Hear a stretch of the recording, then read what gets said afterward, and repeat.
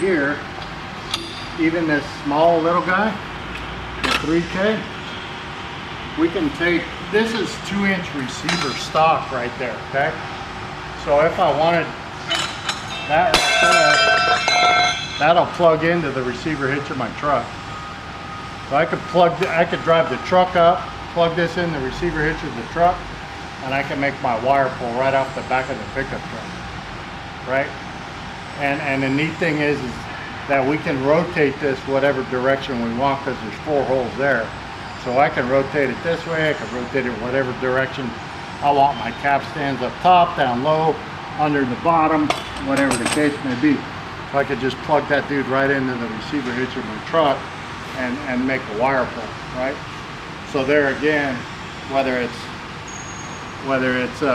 in the parking lot lighting or pad mount or whatever, set it up right there, traffic